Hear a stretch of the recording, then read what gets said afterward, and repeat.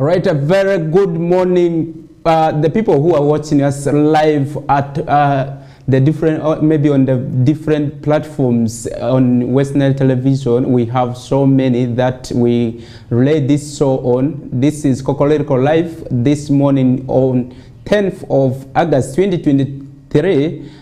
Today we are going to talk about so many things, but before we go to issues that are there, maybe first things first, let's say hi to our colleagues. Maybe Faris, you're most welcome. Yeah, thank you so much, Frederick.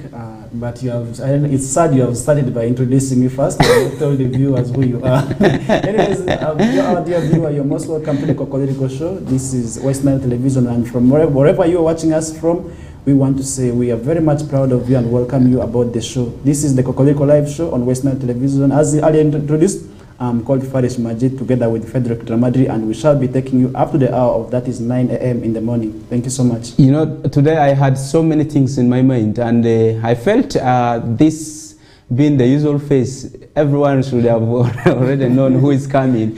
So I know there are so many things that we really need to talk about.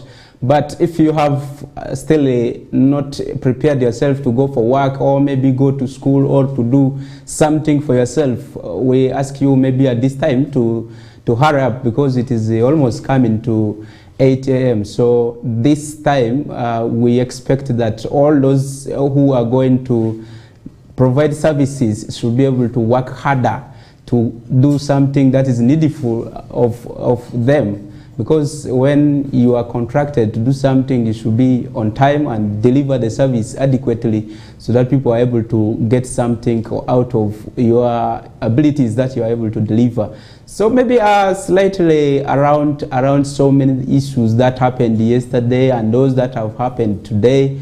I know, Faris, you have so many stories. We'll be able to digest some of them. And first of all, let's start from the issues of revenue collection.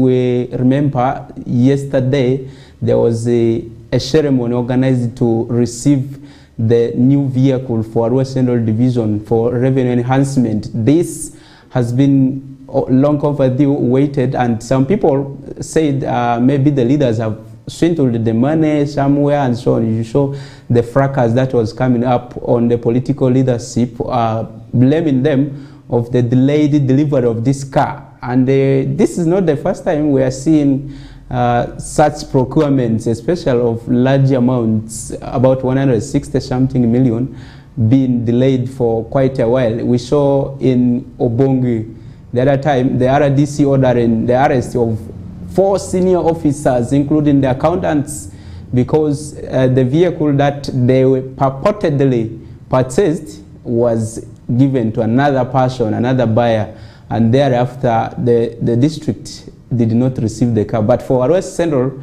they received the car, and the event was done yesterday. You covered that, and what were the issues that they said is going to be addressed with the coming of this vehicle? Yes, thank you so much, Frederick. Concerning the issue of the vehicle that was unveiled, it was actually unveiled the day before yesterday, but the story ran yesterday. So the vehicle that is estimated at around 164 million was purchased by the Central Division through the aid of the taxpayers. It is the money of the taxpayers which they have been paying through taxes. For instance, licenses, you know how the different taxes we have been receiving from the public. So they purchased this vehicle out of the taxpayers' money. And if you are to remember the issues that surrounded this vehicle, some people had already started spreading rumors that the money for this vehicle was consumed. So the Central Division leadership yesterday but one so had to unveil this vehicle in a colorful ceremony that was at the Central Division headquarters, whereby they displayed this vehicle to the masses, for them to see that their money was not being swindled, but was put into proper use. So the division that was only having one vehicle that was purchased long ago, you know, the division, Central Division, I think, was formed out of the 2 divisions, that was Oli and Arua Hill. Actually, it was Arua Hill that was having a vehicle. So the vehicle was purchased by, I think, that old vehicle that was supporting the Central Division, because the Central Division only had one vehicle.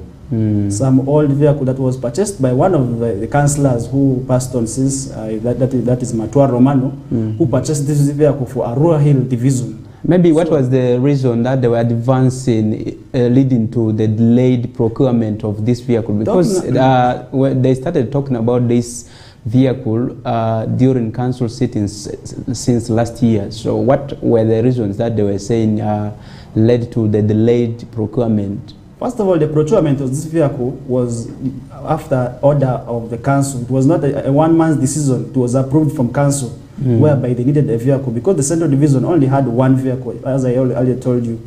But so they needed another vehicle. You know, transport means if you don't have vehicles, it is going to make your work harder. So one reason they highlighted for the delayed process was the process of procurement. It was in the procurement process. It was not an individual concern or reason for the delayment, but basically procurement. Because you know, procurement processes sometimes also take long, because whereby it is not you going to buy this car. You give this car, you advertise for tenders where people have to bid to supply this vehicle. I think that was where the issue was. But finally, the leaders came out and had to deliver this vehicle to the public, and it was seen. One thing I picked interest was Muzaid Kemis together with the town clerk Paul Batanda, because these are the people I think we are accused of swindling the money, but they came out strongly to say that the occasion which was held there a day before yesterday should be an occasion for forgiveness, for reconciliation, because people can wrong you, but what you need to do is to forgive each other, because at the end of the day you're expected to provide services to the people, because people do not want to know about your conflicts, but they expect services. So I think that to me was a good move. Now that the vehicle is there, we expect it to be put into proper use. We are not going to expect the vehicle to be driven at night recklessly. We do not expect to see it parked at pork joints. We do not expect to see that parked at bars. The most common place is always Itia, where you see government vehicles at night. We don't want to see this vehicle in Itia, as always said. We expect this vehicle to be put in proper use, because this vehicle is going to assist in the other departments. It's going to assist the other old car. So we expect also the old car not to be parked, because you know in most cases we have scenarios where government officials sometimes park these cars just because of minor reasons which they can actually rectify. So we expect this vehicle to support the other old vehicle there. So because at the end of the day we expect services to be delivered, and one way the services can be delivered is by having access. And one way we are going to have the access is by the transport means, because it is going to ease movement from one place to another. Because this department of Central Division has so many departments now that they have actually recruited. They have almost all their staffs being recruited already. The departments are almost full. Talking about the different departments, they have the engineering departments, they have the production. So all the departments will need at one time to use this car. That is my own view of the vehicle. Okay, I think from this we expect a lot of improvements in the revenue collections. Maybe this will be able to bring a lot of developments in the Central Division. Remember, within 2 months, these people were able to collect $500 million, according to the statistics that was relayed by the town clerk yesterday during the visit by Public Service and Local Government Parliamentary Committee that visited the Rural City and District yesterday. There were a lot of issues that were raised in relation to this money coming back, but we will talk about that in the next segment.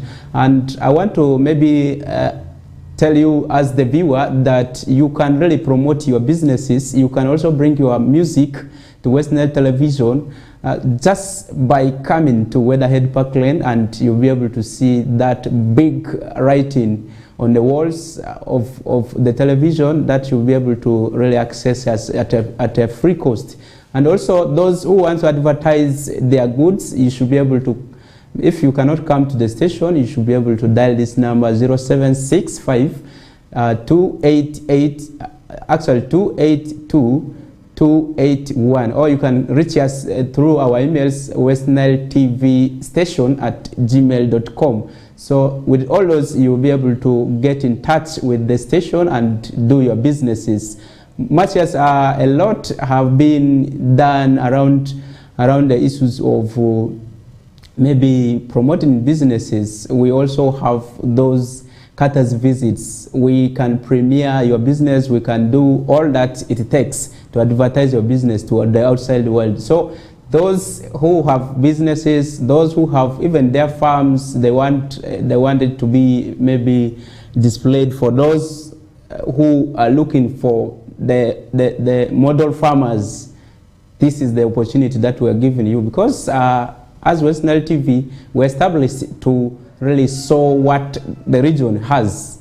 We're established to also ionize on some of the developmental issues that we really need people to get knowledge of. We really need people to really understand and also practice to ensure that this region that has been for over the years ranked one of the poorest in the country comes to a limelight and shows that they can really do without any other external financing. That is one way we are really going to promote this. So if you support us, we'll be able to support you. If you can't, then we'll reach you and tell you that this is how you are supposed to do it.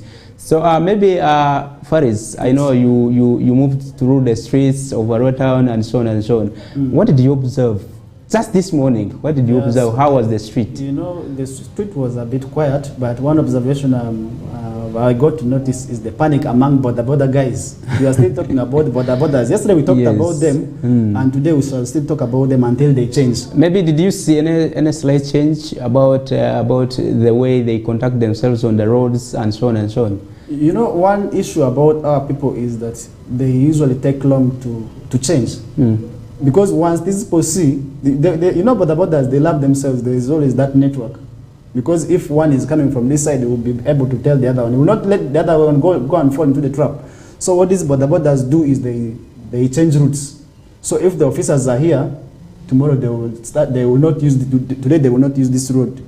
Tomorrow the officers shift, they will also shift the routes. So that is one observation, but they have failed to change. More so on issues of side mirrors. Most of the riders here do not possess the side mirrors. You see? But I understand that there were measures taken to register all these borders, especially from their stages.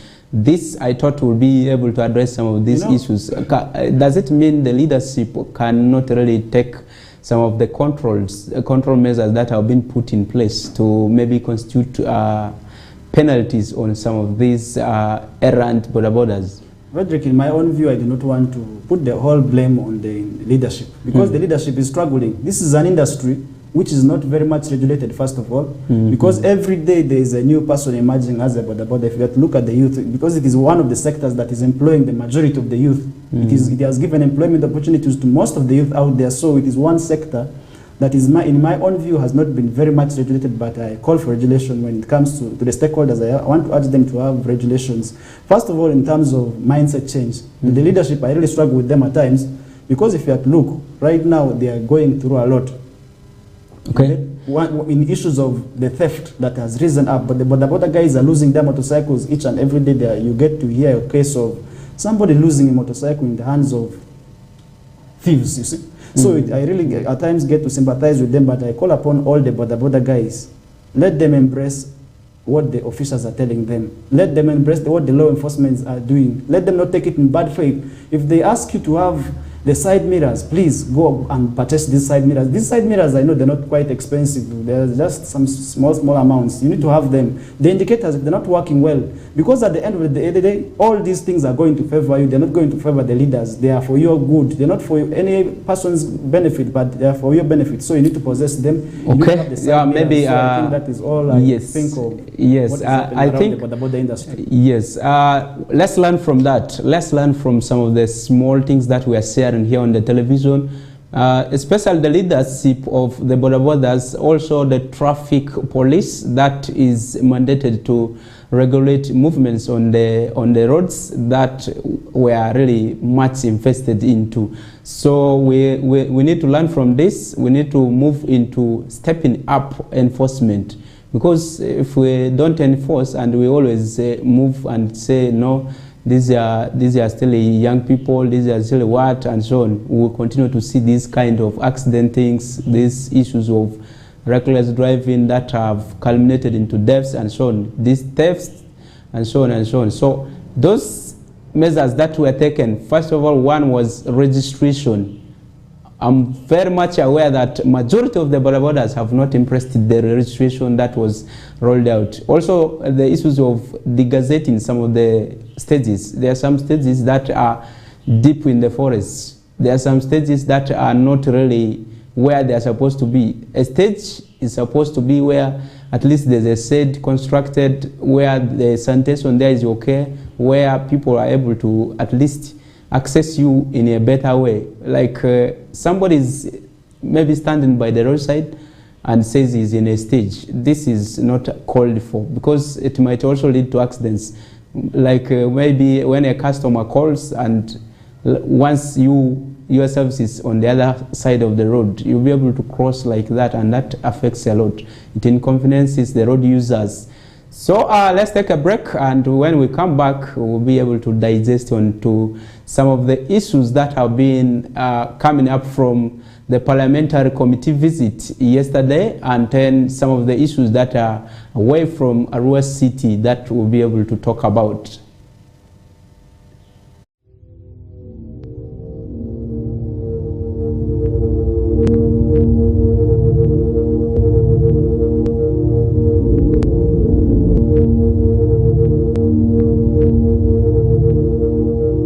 Westnile TV, lighting up the region.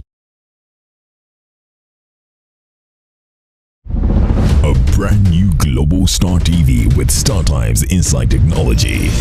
New TV innovation with an inbuilt decoder that connects you to both StarTimes antenna and satellite signal. With StarTimes Inside Global Star TV, you can enjoy over 300 local and international channels, 1 month StarTimes highest bouquet for free, automatic system update, more benefits, more affordable. StarTimes Inside Global Star TV is available in all StarTimes branches and dealers countrywide. StarTimes Inside, entertainment inbuilt.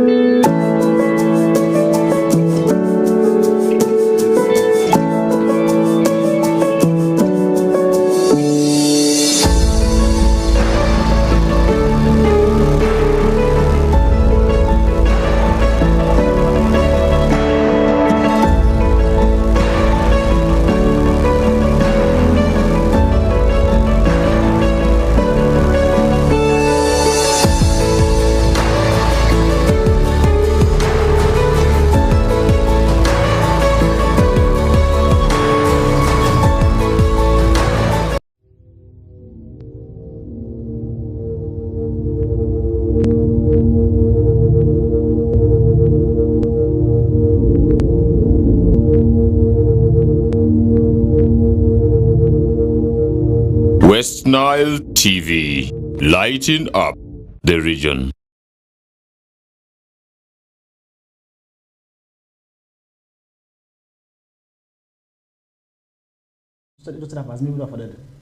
All right, welcome back from that commercial break. We are still discussing so many issues of developmental nature in this region that we will be talking with Faris Majid, one of the journalists with Westnile Television, who has been also in the field doing a lot of things to do with the issues that are happening within the region. Let's go to Arua District, where the Parliamentary Committee on Public Service and Local Government yesterday were for their oversight here in Arua City, where they were able to meet the leadership of Arua District and Arua City concerning the issues of the creation of the new administrative units, and also how they should be able to facilitate them in order to make Arua District move to the current district headquarters that has been approved by the council, which is in Odomi, situated in Vrasab County, now a town council to be.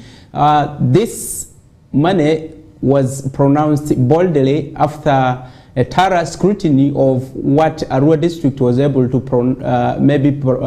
give to the committee, especially there were the requirements that Ministry of Finance wanted, and also local government before they were able to be given this money. This money is coming this financial year based on what was pronounced. This is because of the evidences, including the master plan of the land that they are shifting to construct their headquarters, and then also the land title for the district. Much as the land title was not given official that we show, but we were able to see the master plan of the land that is proposed as the district headquarters. This, after thorough scrutiny and all the discussions were made, the chairperson of this committee, that is the Member of Parliament for Badega Laibi Division, that is Martin Ojarama Pentuzi, said Ministry of Finance had set aside more than 5 billion for these new districts that are upcoming that will be on demand driven. The demand is generated from the districts based on the issues around maybe tracking where they're going to establish the headquarters, also meeting all the stakeholders in these different sub-counties, including council endorsement, especially on the issues of land. And this actually was very key because of the issues to do with service monitoring in the district. Maybe Faris, what will you maybe guess from this? If Arua district is able to get this money and they're able to move, what do you think can change? First of all, Frederick, in my own view, the move to Arua district headquarters from Arua city, which is kind of, because most of the offices are still within Arua city, but to me, I think the move has been delayed. Yes. Because first of all, you get to know that this delayed movement of the officers to the district from the initial headquarters to where they're supposed to be has delayed in one way, and this has affected, to me, service delivery. Because if maybe you've done several stories around this. Yes, what do you think has caused all these delays? Is it the central government? Is it the local government? First of all, I think it should be issues of finance.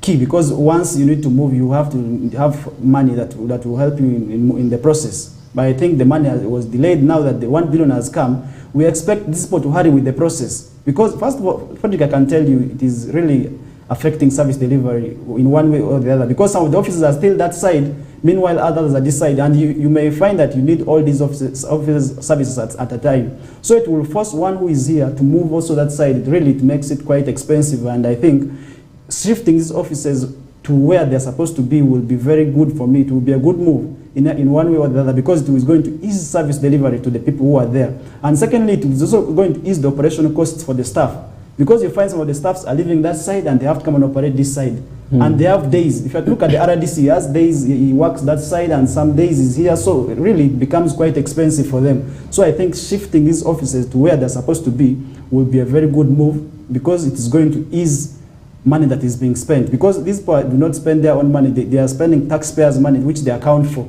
in terms of fuel, in terms of, so I think them moving to that side, it will be a very good move, whereby this cost of service delivery will be reduced. That's in my own view. Okay, remember Arua district has been operating in a staggering manner. Some of the departments have already shifted, especially the police that has gone solely the other side in Odomi. Remember that land in Odomi is estimated to be at 42 square actual hectares, and the part of this has been put in sanction by court. That is after some members of the community said there were encroachments by the district in the times when they wanted to maybe demarcate their land boundaries. So there's court injunction on part of the land, and the land that is safe for the district to start putting administration blocks is estimated to be at 26 acres. So this is also one thing. Maybe when the case will be disposed of, that's when they will either claim back, maybe take back their land if it is successful on their side. Then if it is not, then they will develop from the 26 acres. Also, the inconveniences caused by Arua district, because they operate from the city, have been spelled out very, very much. We saw the town clerk of Arua city saying he recruited 468 staff, and all these are squatting in corridors. Others are not seated, others move, they operate from their homes, and they work from home. So how do you monitor this kind of staff who are working from home And then those who are squatting, maybe what kind of work do they do in terms of that? We saw all this that were coming as the challenges of the district not shifting to their original home. Yes. Maybe before we dive so much, I meant to disagree with what you said further, because if you look at the delay, because Ministry of Finance is saying we have the money is there, but their challenge is most of the districts do not have secured land. They don't have secured land, and they don't want to invest in a land that has conflict. Yes. We saw the conflict between councillors of Arua district. Actually, among the councillors, there were sections of the councillors that were divided over the move to Odomi, which is in Vrasau County. The others were like, they wanted this to be in Arevo. Much as the council agreed that, yes, now let's move to Odomi, we saw also in the approval of the master plan up to now, that's why it is still a draft. Yes. The council refused to approve that because they said that is not the land size they had planned. And also some of the features that they proposed have not been included. Maybe what do you have to say in relation to the master plan not being approved, but the ministry is going ahead to finance the development?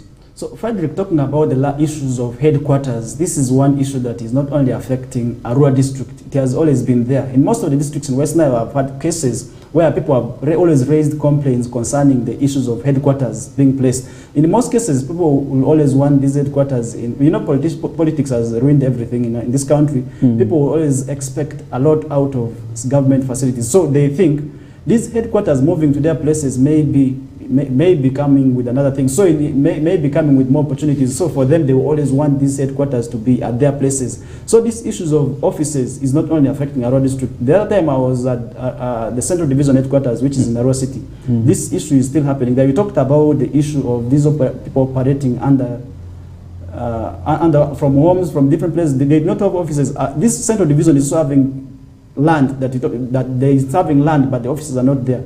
So they are also complaining of lack of office space facilities. First of all, most of the people operating from the hall, most of the staff, the other time they were raising this issue, and these are graduates who have things to do. They have to work in an environment that is convenient for them. They are working in halls, others are working under the trees.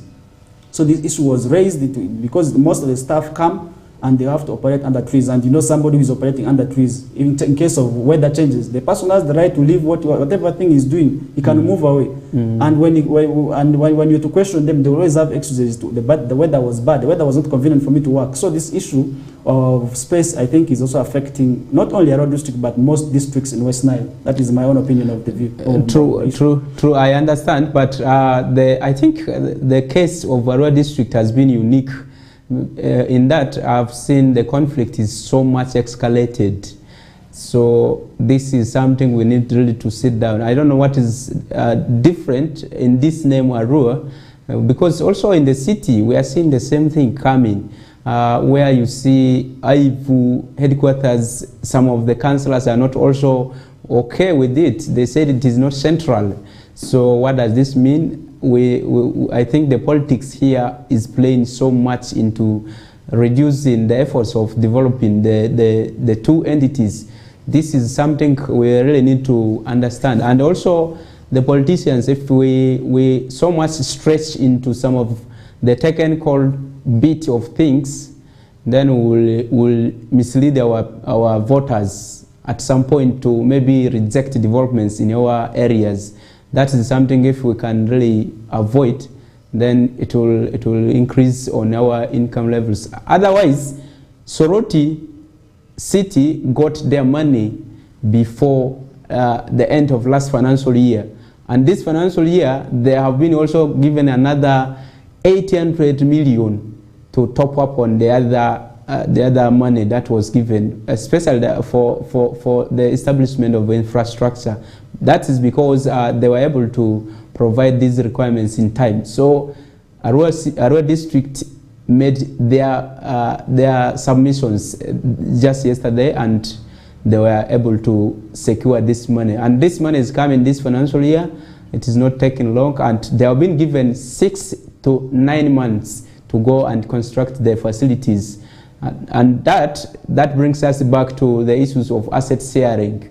And there was also a pronouncement about the assets that if it is a car, you can go with it, but if it is a land, if it is the house, you are not going to move with it. Maybe where does this leave Arua district, Faris? You know, the issue of land this is an issue that is very much context. So because this land was initially under Arua district, because you know Arua district. Somebody may not be understanding what Arua district is, because first we need to explain to them what Arua district. Arua district is now is only having one county, which is Vura. In my own view, that's what I was suggesting. Why don't we name that district Vura? But that is an issue for the technical people out there. So concerning the issue of Arua district moving with the facilities, now that the city has come, there's no way the district is going to move with these facilities, because at the end of the day, it is still situated within the city. So there's no way the district is not going to move. I think, to me, that issue of resource sharing is a bit very fair here. This is my own opinion. I see. Because you cannot move. So the argument was they have titles for this, some of these assets, especially the district headquarters where they are currently sitting. They have a title for that land, and they thought if they were to be given to rent that space out, that would be of income generation for them. Also the council hall, that they said they wanted it to be given not just for free for Arua city, but now here comes giving government to government. Do you have to sell it? No, you are not supposed to sell it. So what the chairperson ruled was, if they want to sell these things to Arua city, then the 1 billion is not going to be given to them. This is one of the conditions that has also tied their hands. So do you think Arua district will take this in good faith, or they will still also petition? Because we have seen them so much into the issues of petitioning, procedural matters, and some of the issues around this. So if you are following us on YouTube, KOKOLIRIKO Live, you should be able to share your comments, and then we will read them here to also add on to whatever we're discussing in relation to Arua district being ready to shift to the new headquarters. Maybe Faris, yes. What do you make of the issues of asset sharing? As if we look at the ruling that the chairperson said, no, if you need the 1 billion, we're not going to talk about the issues of the buildings and the land. You know, the issue of resource sharing, this money was allocated, I think, from Ministry of Finance. Is it that 1 billion? Yes. And the 1 billion is meant to be used for constructing, I think, some of the headquarters of facilities. Yeah. And talking about the headquarters, initially Arua district had its headquarters in Arua city, because this was now. It was in Arua municipality. It was in Arua municipality. Yes. So the issue of resource sharing, it really becomes very hard to understand, because these facilities belong to Arua district, and they have still been recognized to be belonging to Arua district. So Arua district, it may not be wrong to claim for what belongs to them. You get? But now where it is heading to, where we are putting them at a situation of imbalance. You either go for the money, or you go retain the facilities and get the money at the end of the day, which may not be easy, because the 1 billion is already there now. Yes. It's there, you are assured of it.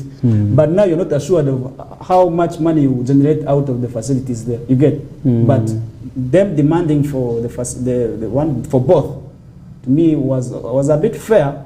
But we shall wait to see what the stakeholders will say, because we do not understand most of the issues there. Personally, I do not understand most of it, but we shall because remember, these facilities are not new. State of confusion, yes. Yes, these facilities are not new. There. They have been renovated, yes, several. Yes. So their conditions might not be to fetch that money in a city that maybe somebody will say it is somehow much, and so on and so on. So I will suggest, I will maybe, in my opinion, suggest that if I'm a leader in Arua district, I'll go with the 1 billion and establish my structures, and I wait for the additional money to add on. That is all. Full stop, because we did not really buy this land. You understand? We did not invest much in buying this land. But also the monies that were used to construct these facilities, they came from government. You understand? To establish these structures, the monies came from central government. Additional, the district only used some part, maybe to do renovations after some time. But if we look at the current state of the district headquarters, nobody will say it is that much. Maybe if they were going to sell it, that's when they will get money. But there's that also lock that was put by Ministry of Local Government that on assets, don't sell any of the assets belonging to government. So that is where they are. So they will not. There's nothing that they are going to get so much into. Frederick, some of these things. Yes, these facilities were constructed long ago. First of all, where we're heading to, in my own view, even in the next 5 years, these facilities should be demolished. We need to see proper structures put up there. You look at these facilities. These are facilities that were constructed, I think, 20 to 30 years ago. They look old now. They are growing old, though they are being renovated in sometimes. But now, trust me, if you are to move at the district headquarters of a rural district, which are still within the city, you look at if you look at these facilities and they are really old. They have grown old. They need renovation. And to me, renovating these facilities will not be good, because I need to see new structures. There are new city headquarters. If they are to be built, we need to see something that will be good, because these facilities are not up to date to what the trend of the city is heading to now. This is my own view. These facilities, what they are demanding for, to me, in the next 5 years, should be even broken down. They need to put up proper structures here. Yeah, you true. get? Yes. Actually, some of the issues around the sharing of assets has been around the issues of vehicles. So it was also discussed about this. They said no, the issues of vehicles is not really so much, because if it has been there for service provision at the district headquarters, for monitoring, for maybe implementing certain projects, there is not going to be any way that this kind of vehicles will be given to the city. Also, the issues to do with the tractors, much of the issues has been about the road equipments. This will not be shared. That is also another pronouncement. They will not be shared because the district is going to not receive new equipments from the center, apart from the cities that are going to benefit. And then that is also going to be one of the key areas that the leadership of the city needs to take note. But also, there was also a warning to the leadership of the city that in the due course of constructing these facilities, the district will continue to operate at the headquarters of the city, just because as they keep on constructing those, they cannot go and start from somewhere. They will have to be here, operating from here. So those who have been warning the leadership of the district that go out, move where, and so on, there's a pause on that. So you will look for all those at your own risk. So those politicians who have been shouting in the city, take note of that. That Arua district is not moving until they construct those facilities. But the good news is that they have secured the 1 billion, which is coming this financial year, and they said it is coming in the first quarter. So we're waiting whether this money will be reflected a few weeks to come, or it will come after 1 month. That is one thing we need to know. Also, if you look at the structures at the district headquarters, including where the RCC of Arua City and the RDC of Arua District are sitting, that facility was constructed in 1935. So how do you think this will be able to fetch much money for the local government? That is one thing we need to take note, and it is situated in the city. The Mabatis have all eroded. So you look at someone who is coming to buy this kind of building, that will not take maybe place. So what they are saying is, give all these houses to Arua City, they have to improve them for them to start sitting, because all these 406 60-something staff that have been recruited do not have where to sit. So this will be one of the avenues they should be able to use in order to improve service delivery. But also, since the road district was operating here at the headquarters of the city, it has been very hard for them to monitor services at the district. Also, the issues of relating with the population there is so paramount, because if I need services at the district, I don't need to come to the city. I have to just move there next to me and talk to the leaders there and access the services that I want, instead of wasting money to come to look for a leader this side. So we're taking another time for some commercial break. When we come back, we'll come to actually we'll move to Paida to discuss a few things to do with health service delivery, where mothers are delivering on the floor of the buildings. So that is something that has been worrying stakeholders. We saw so many people talking about this, and the nurses saying they have nothing to do about that. Let's take a break.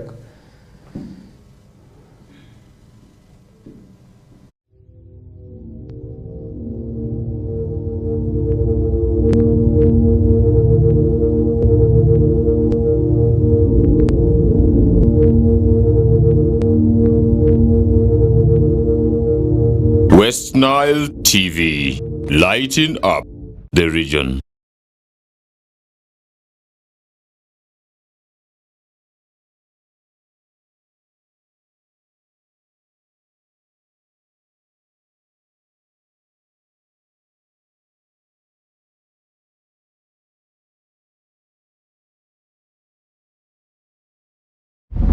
A brand new Global Star TV with StarTimes Inside Technology. New TV innovation with an inbuilt decoder that connects you to both StarTimes antenna and satellite signal. With StarTimes Inside Global Star TV, you can enjoy over 300 local and international channels, 1 month StarTimes highest bouquet for free, automatic system update, more benefits, more affordable. StarTimes Inside Global Star TV is available in all StarTimes branches and dealers countrywide. StarTimes Inside, entertainment inbuilt.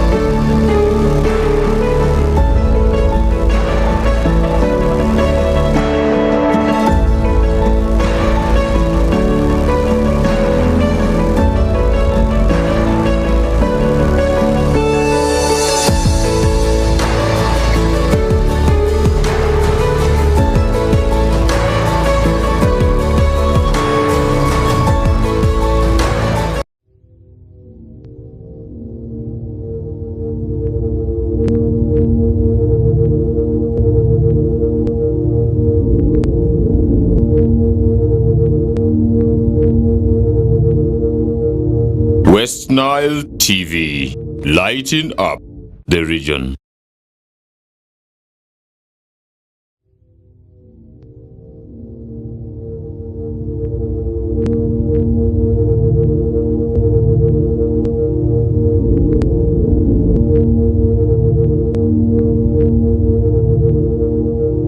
Westnile TV, lighting up the region.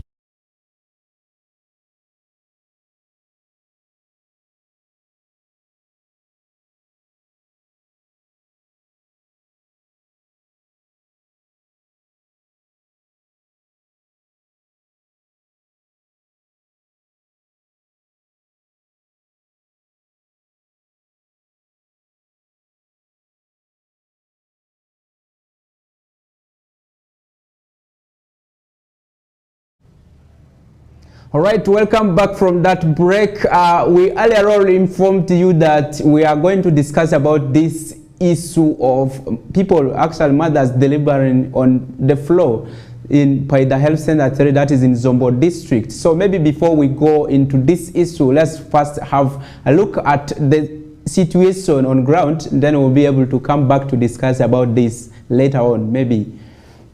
3 midwives in Paidel Center 3 Zombo district have been accused of making expectant mothers delivered on the floor during an emergency crisis meeting held on Monday 7th August this year at the health facility. Zombo district leaders singled out 3 midwives as the major medics who mistreat expectant mothers, adding that they beat the mothers and even order them to deliver on the floor. This development follows persistent outcry from the residents who get services from this only government facility, which serves at least 40,000 populations of Paida Town Council and the neighboring sub-counties of Paida, Abanga, and Nyapeya respectively. Meanwhile, Jane Draru, focal person in charge of maternity ward Paidel Center 3, refuted the claim and blamed political leaders for witch-hunting them while executing their duties. Through him, why don't these politicians, I think from today, they should select all the best midwives they want to come and work here. For us, our papers, we are supposed to work anywhere, whether in Congo, whether in Teruru, whether in Amonyo, where we are to serve people. Did you gather us here to come only to do bad things? Is there no any small good thing that we do that these politicians, when they come, they should first appreciate us, then they will talk of those big, the worst ones. They should first come and appreciate us.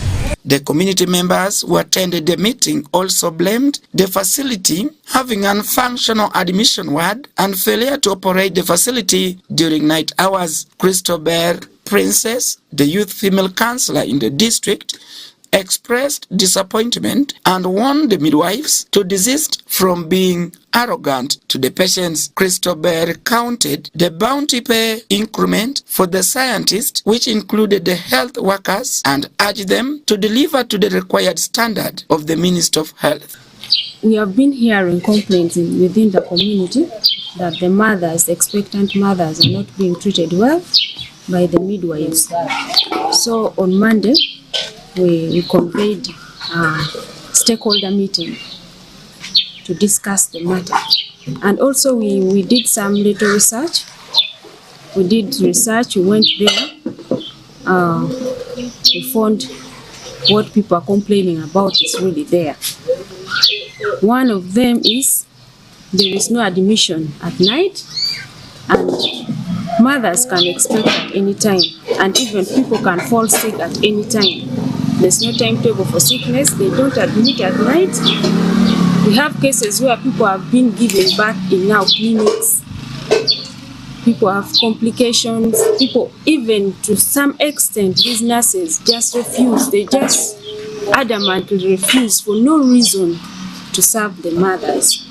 So we felt a little concerned, and we feel like that is really unexpected of them. Bolingo Francis, the councillor for Thomas Sub-County who doubled as Committee of the Social Services, said they will discuss performance of the medics in the council, and those with the poor performance and poor attitude will be fired by the council. Today I'm very happy of the convener of this meeting. I wanted to mention only one thing about the meeting. I'm not so happy about the nurses' performance attendance to the patient in Paida Health Center. At the RDC, you are here, Secretary Social Service, the Mayor Paida Town Council, you are here. The nurses who are non-performing, we are going to retire them in public interest. One of the expectant mothers who preferred anonymity asserted that on the 1st June this year, one of the midwives on duty blocked one of the mothers from accessing the labor ward. Innocent Onega Godfrey, the Paida Town Council chairperson, revealed that political leaders and their family members have shunned the facility for fear of their life, saying most of the nurses accusing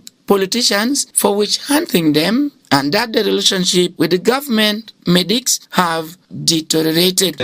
This complaint is real and it is true. Some time back we arrested some assorted items being taken to Arua. And these people say we are witch hunting them. And the evidence is there. The person testified. Police were aware. Cases investigated with a clear evidence. So they say we are witch hunting them. I am not interested to be a medical doctor. I don't qualify. I did not study for that. So I'm not witch hunting them. I'm doing my normal duty. My role is to oversee and monitor all institutions. I repeat, all institutions in the town council. It is my duty to monitor. Much as we value your work as medics, but my intention is not to witch hunt, and our intention is not to become one, because we studied different professions. So please, do your duties or you quit. Tom Rodi, Secretary of Social Services, Zombo District Local Government, ordered for immediate opening of the admission ward, open night hours shift, weekends, and caution medics to stick to their professional ethics. Some of the staff members are so arrogant that they cannot render any good services to the people, especially in the maternity wing.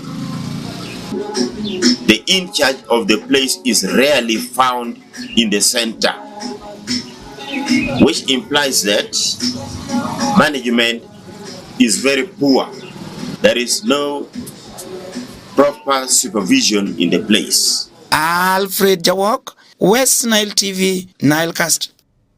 All right, you have watched for yourself. You have heard all those voices about the service delivery in the health sector, especially in the Health Center 3, which is situated in Zombo District.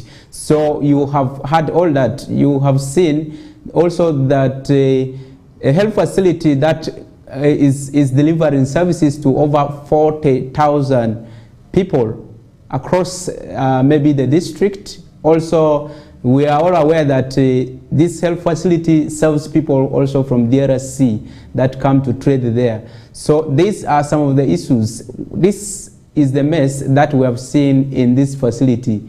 If mothers are delivering on the floor, if outpatient department is not working, then that is a critical issue that we need to address. Does this mean there's no monitoring that has been done there? We have seen accusations on, yeah, you are witch hunting us, why do you follow us so much like this? So we recruit people to deliver services and we should not monitor what they are doing? Or if what we do to really say that much as you're a professional and I'm a political leader, I've come to see what you are doing, whether the complaints raised by community members are true or not. Does this have to attract those kind of segments? Maybe, Faris, you have watched this story for yourself right from the Nilecast yesterday and up to today, that we have been able to bring it back to the viewers in this show. What have you understood from this kind of conversation and service delivery in this kind of facility? First of all, our health sector, Frederick, we have always run stories connected to these health centers. We need to understand what is going on in these health facilities. Some people may be, in my own view, this is my own view now, some people may be sleeping on duty. First of all, we are in charges of these facilities, both just at the health facility and then at the district level. We expect people to be monitoring this, the DHOs. But it looks like some people are now sleeping on duty, because the other time we read the story on the Aro district where the facilities were actually closed. Yeah, I remember the one in the Aro district where Vura Health Center 3 also was closed. Yes. Just because people wanted to go for a funeral. A funeral. So at the end of the day, it gives back the pain to the service seekers who will not be able to access the services they need. So it still goes back to the stakeholders. How do you people monitor your work? How do people do your work? And the issue of attitude, Frederick, I can confirm to you the issue of negative attitude among the nurses, the medics has always been there. And this is worse with the labor ward, where these mothers are actually seeking for services. You always listen to queries raised by these mothers. The other nurse so and so slaps people, beats people, does what? You know, these allegations the mothers always give out after delivering. They always come up with those issues of how these mothers maltreat them. So it still goes back to the issues of these midwives who will do their work. I really want to call upon them to have that mindset change and let them change, because at the end of the day, they are making work hard for the service seekers. Yet they employed, yet they took oath to provide services to these people here. But when they start maltreating these people here, really it shocks me a lot. But I call upon all the nurses and the midwives out there to start taking proper care of the patients, because you are there to serve them and they come to you because they need your services. But when we start delivering them on the floor, it really first of all shocks me in one way or the other, because we need to understand, why are these people delivering on the floor? Are the beds not enough? But we saw new beds there. But we saw beds there. Yes. Are the beds breaking down like how we always talk about beds breaking down here? Is it the same case where we are seeing beds breaking down? But from what I saw on the screen, their beds are there, but maybe the beds are not enough. First of all, we need to understand what problem could be resulting to this issue of mothers delivering on the floor. You may never know. You may never know. We need to understand that much. Yes. Maybe the population is much, or somebody is taking advantage of people who are not understanding the system, and is saying, maybe if you have not paid something, you are not going to lie on this bed and so on. We need to understand some of those things. Is it because the population is too much? We wanted those explanations to come from the nurses, but unfortunately we show them that, hey, if you want you're withstanding us, if you want to take up the profession, just come in, and so on. We are able to work anywhere. So if you are going to work somewhere and you want to exhibit the same things that you are doing at this kind of facility, who is that one who will appreciate your services? Remember, you are a mother, okay? You are a mother, you will not deliver yourself. Okay, you'll be delivered by someone, in case you also conceive and you become a mother one time. And this is something we really need to stress so much. And I will call upon maybe the district leadership to take an action into this, because I've seen from what we have been watching here, at least the local government has taken measures to ensure that the services that is delivered there is quite a better one, by always having an interaction with the health workers. And I didn't see that meeting really not for witch hunting, but it was to resolve some of those issues. Maybe Faris, what will you make further about this as we move on to this? Still talking about the issues of health, we need to understand what is the budget allocation for health. In our financial year, we always have allocations for budget for health. But is this budget enough to really cater for all these things here? Because when you start seeing issues of the facilities are not enough, the beds are not enough, the rooms. But first, does the issue of budget come to the closure of maternity ward? Okay, the outpatient department. Because why sometimes government constructs houses for this staff, and most times I've seen the in-charges prioritizing the nurses, and then those who are in the emergency wing to be in these accommodated within the staff quarters. So if you are sleeping there and you are closing the units that we expected you to deliver services in at any odd hour at night, then that is very unfortunate. We'll be increasing the number of mothers delivering in homes. That is serious. Which to me is also very risky. And it is risky, yes. Looking at the kind of diseases that come with delivery, you see, there are some infectious diseases that a baby can contract at the time of delivery. So this will be controlled at a health facility. So if you are not operating the whole night, then that is very, very unfortunate. And this is a health center 3 that we expected to be delivering services at that such an hour. Maybe first, let's wind up with this. Yeah, still concerning the issue of mothers delivering on the floor, to me it is still, as I always said, it is still shocking. Because, Frederick, you know, we are talking this in account whereby the number of mothers dying at giving birth has always been there. The numbers also keep on going up despite all the several efforts to see that the situation is reduced. And now when we start seeing health officers maltreating the patients and allowing them to deliver on the floor, it is really shocking. Because by this, we are going to be seeing, as you already said, we shall be seeing more mothers out there embracing the traditional means, maybe refusing to go to the health facilities to access these services. At the end of the day, which becomes very risky because they do not have the required knowledge, they do not have the required experience of delivering the mothers. So by this, we are going to be seeing people who do not have the experience out there assisting these mothers, and whereby we will see the number of mortality rates at birth increasing. And then we shall also be seeing the rate of mothers dying at giving birth increasing. So at the end of the day, we shall see more lives being lost. So I want to appeal to the medical personnel out there. Let them have that mindset change. Let them change personally, because for the betterment of the citizens out there. That is the little I can put concerning this issue of mothers delivering on the floor. Okay, as a health worker, let's stick to our profession. Let's really so to the institutions that trained us that we are really the real fruits that came from them by doing the rightful things. We saw recently, just a few months ago, that the health workers, especially the nurses in Moyo General Hospital, were accusing the in charges of the issues to do with manhandling them.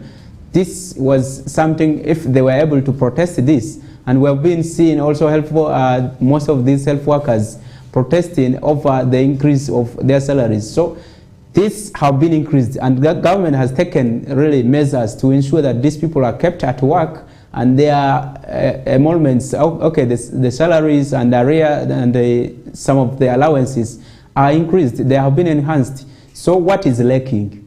Does it mean we are collecting these monies and they just sitting down? So we need fruits of what the taxpayers' money is doing, because these mothers are delivering children that will also be replacing you. So if you kill them, if you make them maybe deliver on floors, if you close facilities, people die, then you will not even live longer if people keep on crying for you. Remember, these professions that we have are titles. I will emphasize, these are titles that after a few hours, some of us will retire, or some of us will leave work and will come back to these communities. If you treat them like that, when you come to the communities, how will they look at you? And how will they treat you? So let's think of some of these things. And as we're delivering services, let's look at the persons, the human being. Let's put human face on whatever we're doing in our actions. If you are not satisfied of something, please request those who can guide you to guide you.